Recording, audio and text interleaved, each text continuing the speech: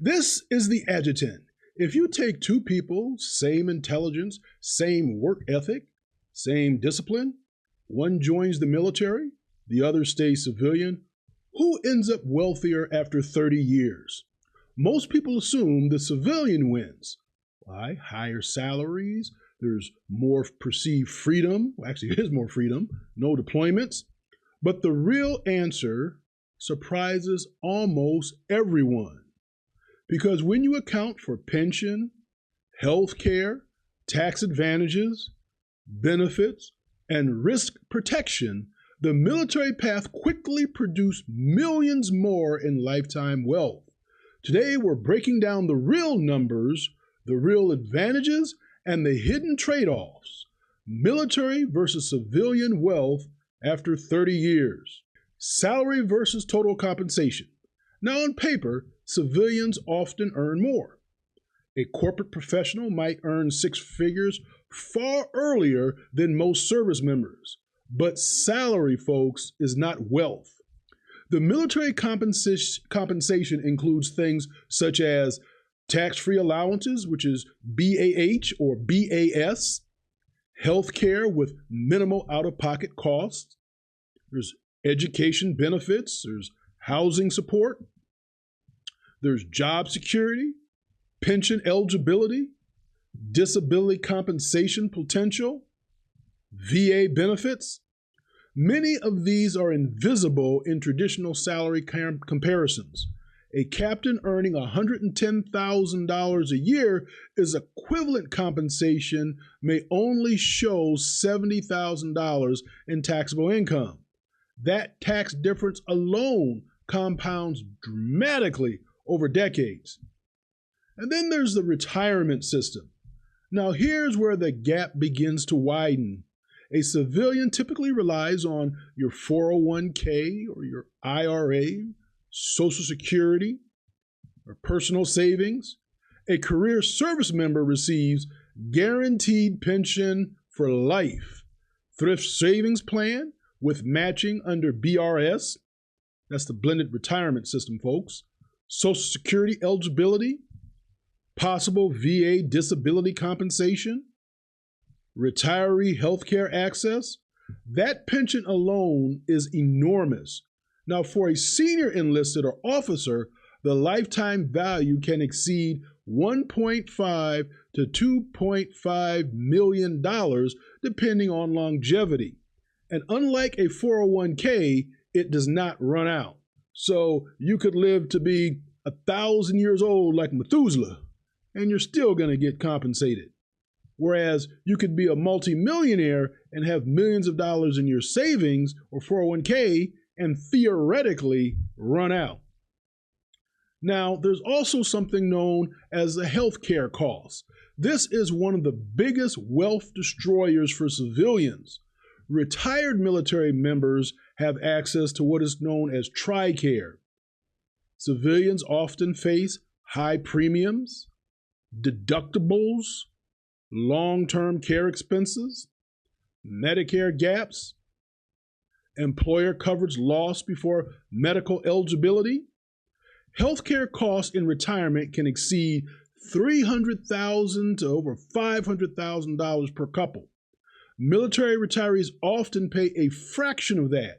That difference alone can determine whether someone stays wealthy or not. Then there's stability versus volatility. Military careers provide predictable progression.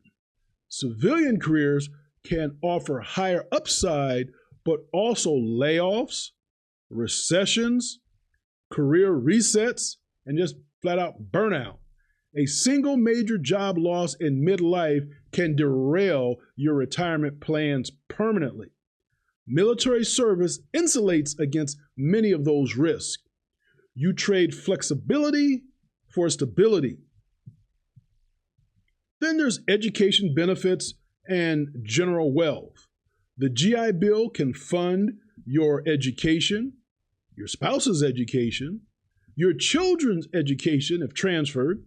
That eliminates student loan burdens that cripple many civilian families. Avoiding debt is a massive wealth advantage. And then, of course, there is disability compensation. Now, this is often misunderstood. VA disability compensation, for those of y'all who don't know, is tax-free, it's lifetime, inflation adjusted, and independent of employment. For some veterans, this becomes a significant income stream that civilians simply don't have access to. So, what are the civilian advantages? Now, to be fair, folks, civilians do have advantages. No mandatory moves, greater geographic control, potential for higher or high salaries, the entrepreneurial freedom that comes with that. There's no deployment risk. I mean, you're not going to work at Tesla and then find out you're deployed to Bosnia, generally speaking. You have earlier career specialization, or I should say specialization. You have high earners in medicine, tech, finance, or business can outpace military wealth significantly, but that requires discipline and opportunity and not just time. So the real answer, who wins after 30 years? Well, as with many things in life, it depends. It depends on choices. A disciplined civilian investor can surpass military wealth, but the military path provides a structured system that makes financial stability more likely even without exceptional income.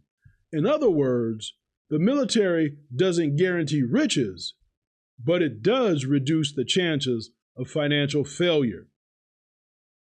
So the hidden truth, wealth isn't just about income, folks. It's about risk, stability, benefits, and long-term protection. After 30 years, many veterans discover that they have built quiet, durable wealth, even if their salary never looked impressive. Now, if this breakdown opened your eyes to what military service really provides financially, then you absolutely need to watch this next video on the biggest financial advantages most service members never use, because understanding that one benefit can dramatically change your long-term wealth trajectory. I'll link it on the screen and in the description. And if you want a complete roadmap for building financial strength during and after service, check out the Military Wealth Masterclass playlist, where I break down the strategies and benefits and decisions that separate comfortable retirees from those still struggling decades later. This is the Adjutant, and I'll see you in the next one. Shalom.